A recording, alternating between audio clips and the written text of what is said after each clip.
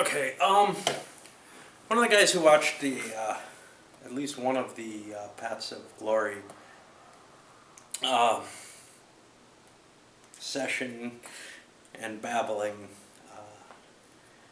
events wanted to see some sort of kind of example of how you play, etc. I don't know if I'm the best person to do this. This is my first time that I played, but let me go through the sequence of play and kind of what happens. All right. So, let's see what we got here. Yeah, this isn't gonna work. So the first thing that a player, that each player does, is they roll on the mandated offensive table. That determines which country has to make an attack on a given turn. In the case of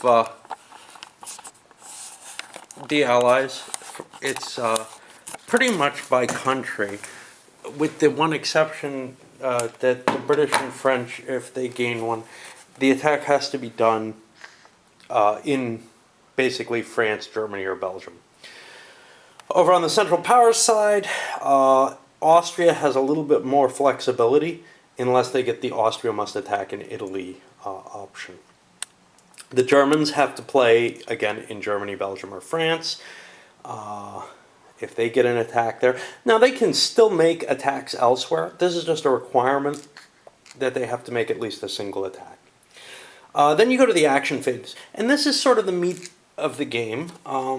It's like most CDG games where you have a number, well, you have an operations value to each card, but the cards are a little more complicated here. First of all, the operations number is the first number, and that covers if you're playing an actual ops card, that first space there. Let me get these off. Those are used to mark who took which action, what your order of actions was for the different types, because some of them have different restrictions. So the second number up here is strategic redeployment, which you can only do on every other action. Strategic redeployment allows you to do a couple of things, one of which is pick up a piece off the board and move it across controlled territory to any other controlled space. Another thing it allows you to do is to pull a piece out of your reserves, which is where you keep your core that are, these are used for when armies get broken down, but they can also just be pulled off of here and then moved to pretty much any space on the map where you have a piece already that's in supply. There are some exceptions there, especially regarding the Near East, where there's limitations to what you can do. What else can you do when you draw a card? Well, or when you play a card? Well, you can play it for the event. Now, this isn't a great example. Here's one that is. If you play it for the event, you follow the instructions for the card.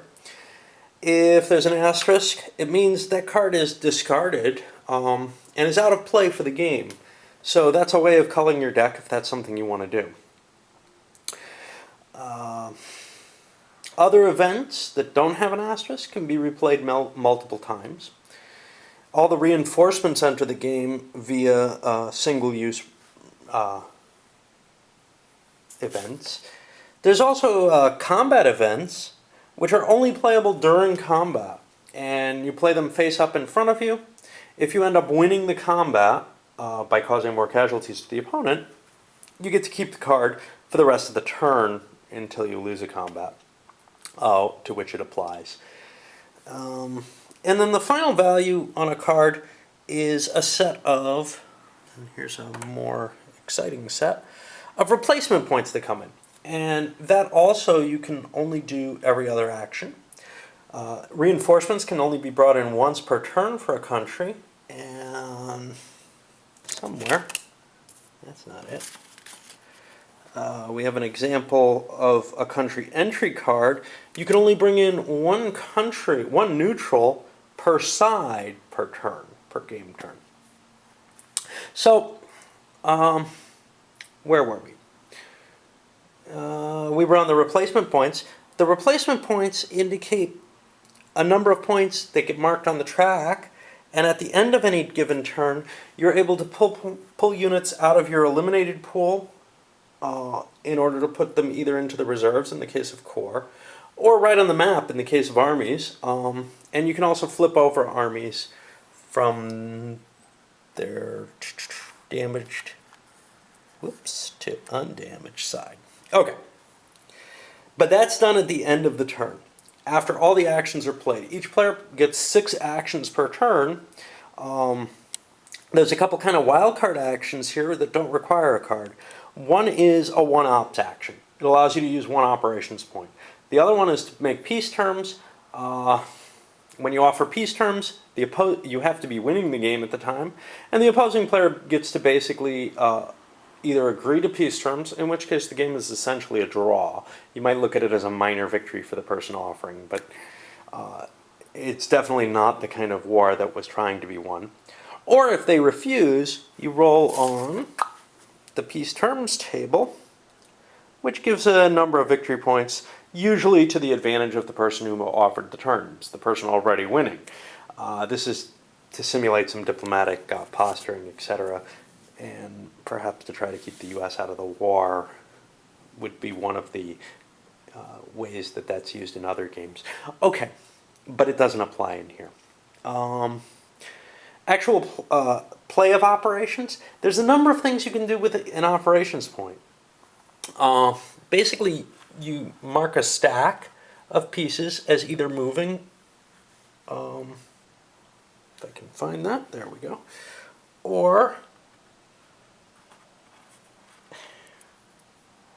as attacking. If the stack is marked as attacking, well, no matter what, it costs based on the number of nationalities that are in the stack in general. If the stack is actually attacking, you add up as many units as you want to actually use, and you can attack adjacent spaces. And that's going to be rolled basically by the fire tables. If there's an army involved, they roll on a slightly better table. Terrain effects and trenches give column shifts, etc. to that. And the goal is to cause more casualties to the enemy. If you do cause more casualties to the enemy and they're not entrenched, they have to retreat. If you fail to cause more casualties, they don't. If they're entrenched, or if they're in certain kinds of terrain, they can take an extra step loss to stand where they are. Losses are kind of interesting in this because big units survive longer, which is to say, casualties, you have to at least take as many casualties, you have to take as many casualties at least as the middle number on a counter, which is the loss factor. So for example, if you do 1 damage to a stack that only has Austrian armies in it, it won't take any damage whatsoever. But the person taking the damage has to take the most damage they possibly can out of their loss factor. Which is to say, you might have to reduce an army rather than take a core loss so that you can take further losses later. So, as an example, in this situation, where we have the Italians and the British, if I took 3 losses, I couldn't take the 2 Italian corps. I would have to take it on the British army because I have to take those 3 losses. If I took different amounts, different situations apply. There's also some loss factor requirements where, like, the BEF has to take losses first. I'm almost out of time and haven't gotten very far in the actions. So let me go over how you win the game, basically.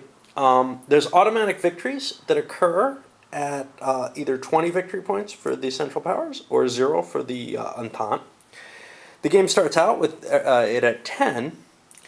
And one of the key issues is the card decks grow, so some of the events have a number attached to them, in parentheses, that indicates how much war commitment you've made. And as that goes up, you hit different periods in the game. So 4 and 11 bring more cards into your deck. Quickly going through, we're almost done, you end up shuffling the cards in, checking to see who wins, and making a new turn. That's it.